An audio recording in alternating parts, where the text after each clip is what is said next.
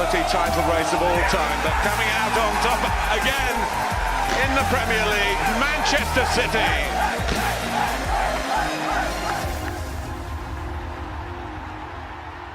Hello guys, how are you getting on? My name is Aaron Kelly, and welcome back to another episode of the Premier League Verdict here today. Now the first thing you're probably noticing, it's a different, changes of aesthetic today. I decided, you know what, fuck it, why not change location for today? Because today is going to be a different type of video from the Verdict, and it is not going to be entirely Chelsea based today. Today, we're going to be talking about every Premier League club, what they can take from the season so far, based off expectations from the start of the season, and more specifically my expectations. We're just over halfway through the Premier League season now, so I thought it might be a good time to look back on kind of what I thought from the start of the season based on what's actually happening now. And let's just say, boys, I'm worried. Reputation of being a very good predictor. Is predictor a word? I always come out with these fucking words. I don't know if they're even real. My reputation of predicting things is definitely on the line as I do this video, but without a doubt, we're going to go into it anyway and see how badly I've done so far. So we're going to start from the bottom and work our way up the table and kind of see how every team is doing, and could they be doing better, are they meeting par, or are they completely exceeding expectations? And let me tell you, there are a few that are doing that in the Premier League. We're starting off at the bottom then with Norwich City, and to be perfectly honest, are Norwich, like, what expectations did Norwich have at the start of the season? Do you know what I mean? A newly promoted club, not an awful lot of incoming players in the summer, and an inexperienced manager in the Premier League anyway, in Daniel Farke. And to be quite honest, bottom of the table at Christmas or midway through the season, it's no real surprise to me, to be perfectly honest. Now, they have shown signs. I mean, the absolute highlight being the game against Manchester City at Carrow Road. Do I think they can stay up? I mean, at the minute they're drifting, aren't they? They're currently 6 points off Bournemouth, who are 18th, and then a further 1 off Aston Villa, who are just outside the relegation zone. So obviously they can. We've seen more amazing great escapes when you look at Wigan down the years, and Sunderland more recently under Sam Allardyce and Dick Advocaat. So without a doubt, Norwich can do it, but will they do it? I would say very unlikely. But realistically, are they underperforming? Not really based off expectation. I'd say Norwich are meeting about par and what people expected from them. Watford, right. Now I actually predicted Watford to actually do quite well this season. Hasn't gone that way at all. The reason I kind of predicted them to do this is because it always looks like a bit of a mess, is what I'm trying to say. Nearly every summer at Watford, they're nearly always bringing a new manager in. There's nearly always new players coming in the door. You never imagine that it's going to be a long time for players to gel with each other. At the start of the season, they kept Javi Gracia on from last season, and I was thinking, right, okay, Gracia did very, very well with them last season. Can he bring them forward and excel? And it just hasn't gone that way at all. And they've actually been through, this is their third manager now, Nigel Pearson. They brought back Quique Sanchez-Flores for a couple of games. That did not go well at all. That was never really going to be a great decision from the Watford board. So am I surprised to see Watford down there? A little bit, yeah. And if you look back at my predictions from the start of the season, I did say they were going to do well. It just hasn't gone that way at all. They've been very disappointing. However, under Nigel Pearson, there has been a little bit of a resurgence recently with wins over Manchester United. But are Watford going to survive? At the minute, I mean, they're still close enough to the barrier where they need to be, but I would say unlikely. Now, Nigel Pearson hasn't got them. He's got them playing decent football now, so you never know. But yeah, Watford definitely below par for me. 18th then is Bournemouth at the minute, midway through the season, and this is one I didn't expect either, to be perfectly honest. We always kind of look at Bournemouth at the start of the season and we say their squad isn't good enough. They don't have an awful lot of Premier League quality. And it was kind of the same at the start of this season as well, with their squad. And you just kind of imagine at the start of the season, right, Bournemouth don't have the best squad, but they have the character and they have a fantastic young manager in Eddie Howe, who's been there for many years now. Bournemouth will be alright. But they're in the drop zone currently on 20 points after 21 games, 11 defeats so far. So I mean it doesn't look for good reading at all for Eddie Howe. And for probably the first time in his Bournemouth managerial career since he's brought them up to the Premier League, it looks like his job could be under threat. And if Bournemouth keep going in the same way, big game coming up this weekend, Watford playing Bournemouth, two obviously relegation rivals, both in the relegation zone. Whoever gets the win there if there is going to be a winner, it's going to be massive. But they've lost 3 of their last 5. Watford have won 3 of their last 5. So, I mean, the form guides would point to a Watford win this weekend. But for me, Bournemouth have not been good enough. And obviously, they beat us at Stamford Bridge. That'll be their highlight of the season. But apart from that, Bournemouth have really struggled. And it's been an absolute, just huge surprise for me, to be perfectly honest with you. 17th, Aston Villa. Now, we said this about Aston Villa at the start of the season. They threw an awful lot of money at the squad when they got promoted there during the summer.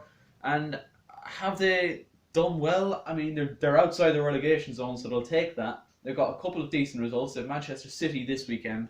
So, you know, unlikely that they're going to get any kind of result there. It's kind of similar to Norwich in the way that they've shown sparks of brilliance. Like, you think back to the start of the season, they played well at Spurs, were unlucky not to get the win there. You know, they've played well, and Jack Grealish has been an absolute star. They had a big result at Old Trafford as well, a big point there. Yeah, overall, I think they'll be happy not to be in the drop zone at this point, but you're still going to get the questions asked at you when, you know, you spend that kind of money and you're not further up the table than Aston Villa are. So at the minute, I think they'll be disappointed in one sense for, you know, all the money they've spent hasn't really come off, but relieved that at least they're not in the bottom 3 at this point. West Ham United have been a massive disappointment so far this season, and Manuel Pellegrini in the last couple of weeks has been sacked, and they have brought in David Moyes to replace him. Moyes obviously was brought in the last time West Ham were in trouble, and he managed to save them then. And on that stage, it was only like a 6-month contract until the end of the season. Their previous manager, Bilic, was sacked in January, I think it was, similar to Pellegrini. But this time, Moyes has been given an 18-month contract. So if he manages to lift West Ham out of the drop zone, he's got, you know, a really good chance there, a lot of time to probably mould the team that he wants. West Ham fans might not be 100% happy with the appointment, but look, he's a master at keeping teams up. Well, it looks that way. He didn't do it with Sunderland, but he managed to do it at West Ham a couple of seasons ago. Will he do it again? I mean, they started off very well with a 4-0 win against Bournemouth on New Year's Day, but I do think West Ham will be alright. They have enough quality players in there to get themselves out of any sort of trouble. 15th then at the minute is Burnley. We're moving towards the relegation, or kind of away from the relegation zone now. Burnley are 4 points clear of it, of the drop zone, and it's kind of business as usual for Burnley. You don't really hear much from them. Chelsea have them this weekend, obviously at Stamford Bridge. Their form is patchy enough. They've lost their last 3 games, so I'd be hoping, fingers crossed, that Chelsea can get a win this weekend against them. But as I said, business as usual. I mean, Sean Dyche just kind of has them playing the same brand of football year in, year out.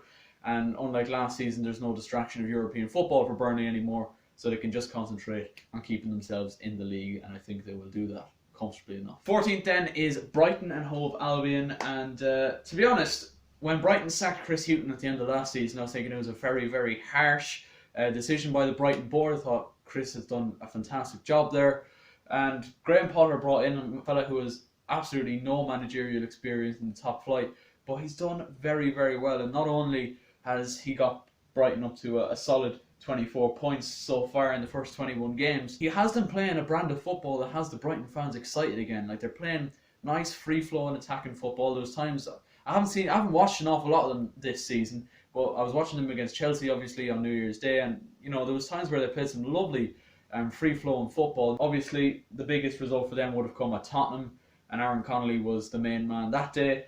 But yeah, for Brighton, they've probably exceeded my expectations, to be quite honest. I really hope that sunlight is not fucking up my video. Imagine being from Ireland and complaining about the sun. Wow. 13th then in the table is Newcastle United on 25 points. Now, I am very shocked at Newcastle.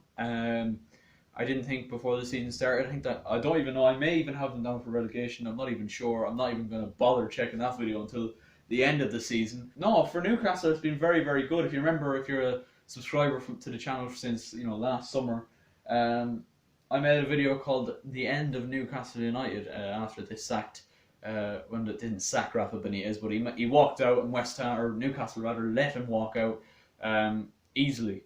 And yeah, I thought when that happened and Steve Bruce came in, I was like, oh my god, Newcastle, they're shagged. Like, they are finished. It's over for them, and they've completely just shocked me. And they don't have any standout players, but it's kind of like they work well as a team. The 2 Longstaffs in the middle of the park have been absolutely brilliant. Jamal Lascelles, the centre back, is an absolute warrior. And the likes of Almiron and Joe Linton up front, they cause problems. They don't always score a lot of goals. Like, it was looking at it only a few weeks ago, Almiron scored his first goal, and he's been at Newcastle for how long now? Like, that's the thing, their strikers don't score a hatful of goals, but people pitch in from everywhere. So Newcastle have been solid enough and should stay up at this stage, to be quite honest. 12 to Southampton. Now, Southampton have been struggling for the majority of the season, and I had them down to struggle, and I would have said the glory days of Southampton in the Premier League are pretty much over. Ralph Hasenhüttl had a really hard time at the start of the season, and Southampton have spent the majority of the season so far in the relegation zone, but over the Christmas period they really did lift it up with a massive win at Chelsea, and obviously a big win on New Year's Day against Tottenham as well, by a 1-0. Fantastic goal from Danny Ings that day on New Year's Day against Spurs. So Southampton flying high, and if they keep this kind of form going, they've Leicester this weekend. I mean, they're going to be safe. I can't believe it, but they're going to be safe if they keep going. Another team who kind of struggled for the first half of the year has been Everton, but again, over the Christmas period, especially when Marco Silva got sacked and Duncan Ferguson came in, Everton had a real resurgence. They got a big result at Old Trafford. I feel like I'm saying that a lot now. And obviously, an absolutely massive name in Carlo Ancelotti coming in. They were poor on New Year's Day against Manchester City, admittedly, but I mean, no one would have been really expecting them to get any kind of result against them. They didn't, but they're still 11th in the table, 25 points, looking solid. Everton should be alright. Moving into the top 10 now, and I cannot believe I'm saying this, 10th with 21 games played on 27 points is Arsenal. Up until really New Year's Day, they were kind of floating around the top of the bottom half of the table, and it was just it's been really poor all season from Arsenal, let's be honest. And I feel like they probably waited too long to get rid of Unai Emery. It was very clear very early on in the season that he wasn't the man to lead them forward, and we kind of seen that from the Europa League final last season. And it's not as if they did incredible in the transfer market. I thought Kieran Tierney was going to be a good signing, but he's been really struggling with injury. Hector Bellerin, the other fullback, has been struggling with injury as well. They brought in David Luiz. Like, I really did think they could have strengthened better at centre back, and they might still in January under Mikel Arteta. But it's been a massive improvement in the last couple of games from Arsenal. Obviously, didn't win against Chelsea, but a far better, more improved and intense performance under Mikel Arteta. And then I kind of thought when they were facing up against Manchester United at the Emirates that they were going to get a result there. I was like, if they play in any way close to the way they played against Chelsea, Arsenal will get the win against United. And they did. Nicolas Pepe was on the score sheet that day. But do I think Arsenal will finish top 4? I mean, it's looking unlikely, but you never know. Stranger things have happened, but it's a long way back, and you look at, there's a lot of teams still in front of them. Not that huge a gap in terms of points. Like, I'm looking at the table here, Manchester United are on 31, so there's like 4 points separating them two, Arsenal in 10th, United in 5th. We're going to move on now to 9th in the table, and that is Crystal Palace, and they've had a very good season so far. Very impressed with them. I did not expect them to be flying this high in the table at this stage in the season. And the one thing that they'll look at now in January, they have to look at bringing in players, because they have quite a thin squad. And the Crystal Palace board have been quite mean with Roy Hodgson. They haven't really given him the backing that he probably deserves, because he has done quite a good job, considering, you know, a lot of people thought he was the actual devil itself after Euro 2016. He's done a very good job, and a lot of people are sleeping on Crystal Palace at the minute. I do think they need to strengthen up front. And if they do that, I mean, it could be a very comfortable top 10 finish for Palace this season. 8th, another team who has absolutely blown me away, Sheffield United. I remember at the start of the season, I said Sheffield United were going to finish rock bottom, and basically said something like, oh, you're relying on your top signings being Callum Robinson and Lys Mousset, therefore you are fucked. That's basically the gist of what I was saying, and I've been proven wrong. I can take that I've been wrong. No, Chris Wilder's done a fantastic job, and I love watching Sheffield United play. Like, the overlapping fullbacks, like O'Connell, like, who does that? Who actually does that? Plus, there's a lot of Irish lads at Sheffield United as well, so I kind of am half rooting for Sheffield United now for the second half of the season, but they've been absolutely wonderful to watch. Again, it's kind of similar to what I said about Newcastle. It's a huge team effort, and there's not one individual standout player in the Sheffield United team. I don't think they're going to finish any higher than they are at the minute. I think they will finish lower. I do feel like Arsenal will probably push on second half of the season, but they proved me wrong once, Sheffield United. They probably will do it again. 7th then at the minute is Wolves, and kind of what I expected from Wolves this season, to be quite honest. They started off the season really poorly, and a lot of that down to the fact that they came back early from pre-season to play Europa League qualifiers. They're in the Europa League now, and doing quite well in that, and back flying high in the Premier League, and definitely, without a doubt, like they'll be looking at the patchy form of the likes of Chelsea, United, Tottenham, and be looking at that saying, we can actually make top 4 this season. And I wouldn't be surprised if they do. I genuinely wouldn't, because like they have the quality of players. They've beaten Manchester City. They've proven themselves that they can face off against the best teams. Against Liverpool in the last game of 2019, they could have easily got a point or more from that game, and not many teams you can say that about against Liverpool. So Wolves have been fantastic, and I really do enjoy watching them, but I'm very fearful of them coming very, very close to the top 4. Tottenham in 6th at the minute. They'll be very disappointed. They're currently 6 points off top 4, and considering the highs of last season, Champions League final, all that, to lose Mauricio Pochettino now and all the fallout to happen from that, Jose Mourinho's come in, there's definitely been some improvements, but not in all areas. And I still think they're quite frail defensively. I don't think they're the best in the middle of the park either. And now to add insult to injury, as the phrase goes, Harry Kane is now out for probably an extended period after pulling his hamstring against Southampton. So Tottenham struggling, and they have Liverpool at the weekend. So I mean, it's going to be very interesting to see how they get on there at the Tottenham Hotspur Stadium. I wouldn't hold out much hope for them. Do I think they're going to finish top 4? I'm not going to say anything. I'm really not, because we all know who's currently 4th, and I really don't want to say anything or make any predictions on that, because I could be right. I know it doesn't happen too often, but I could be right. 5th right now is Manchester United then, and it's been quite a fall for Man United, hasn't it? And I'm not talking about just this season. Ever since Ferguson left, really, they haven't really looked like a top side anymore. Like Ole Gunnar Solskjaer literally said in his press conference before their FA Cup game against Wolves that they can't attract that kind of player anymore. Like the Haaland young fella that was playing with Salzburg has signed for Dortmund this January. They were mad after him. Now they're after James Maddison. I mean, let's be honest, James Maddison is not going to sign for Manchester United this January, and if he does, I will jump off a cliff. Someone's going to clip that up. Let's just hope it doesn't come back to haunt me. But United could easily finish top 4, because we look at the patchy form of Chelsea. Like, one week we're fantastic, next week we're not. And I don't know, I don't really trust Manchester United either, though. I think they're too patchy defensively. They're not great in the middle of the park. Pogba is injured most of the season so far, and they have strikers that aren't overly consistent in the likes of Martial and Rashford. Greenwood, when he's come in, he's done alright. But overall, United will be very, very disappointed with how their season has gone so far. Chelsea in 4th. Now, if you had told me at the start of the season that Chelsea were going to be 4th at Christmas and halfway through the season, I would have absolutely just not believed you. To be honest, like, if you look at the facts at the start of the season, new manager, inexperienced manager in Frank Lampard, a young squad, a thin squad at that, a lot of players coming back from loan that have never played for the club before. Tammy Abraham had played for the club, but not too often. Mason Mount, Fikayo Tomori. Now you're looking at the likes of Reece James, Tariq Lamptey, all these players coming in, and you would have looked at Chelsea at the start of the season and said, there's no way Chelsea are getting anywhere near the top 4, especially the fact that we'd lost Eden Hazard as well, and obviously the transfer ban, we couldn't sign any players in the summer. So to be where we are midway through the season is unbelievable, to be perfectly honest. But I do feel like we could be even more.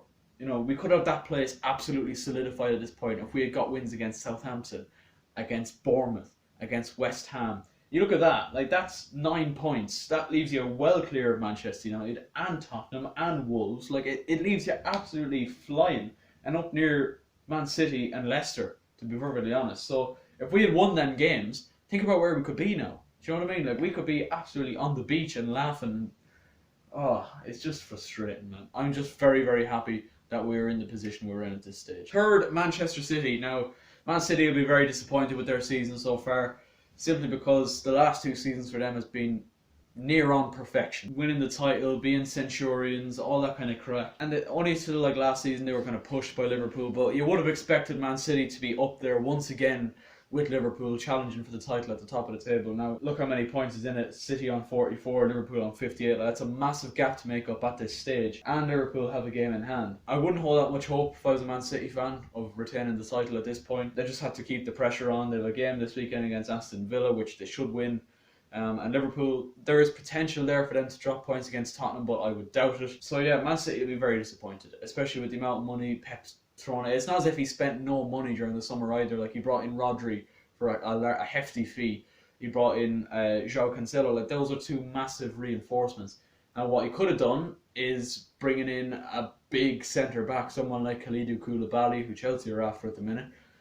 Someone like that to really solidify their centre backs. You know, because if he had looked at it at the start of the season, he wouldn't have known that Laporte was going to get injured, obviously. But he would have looked at it, Laporte, and then you got two, let's be honest, muppets in Otamendi and Stones, and they let Vincent Kompany go as well. So he probably should have brought in a centre-back. He couldn't have possibly foreseen the injury to Laporte, but you still need to have two world-class centre-backs, in my opinion. If you need to definitely have one world-class centre-back in your team, if not two. And the fact that Laporte is injured now means that Fernandinho has played the majority of the season at centre-back. If it's not him, sometimes it's Rodri. Pep simply refuses to play Otamendi and Stones together, and you can understand why, especially when you look back to the Norwich game. But overall, Manchester City will be very annoyed, but I think with the title probably out of their grasp at this stage, this is the season that Pep really needs to look at City winning the Champions League, because overall I think that's probably the goal of this project that the owners have going. And if Pep doesn't win anything, I mean, they have a Carabao Cup semi-final coming up, I think, this week against Man United. So if they don't win the league, which I don't think they will, or the Champions League, I wouldn't be a bit surprised to see Pep walk in the summer.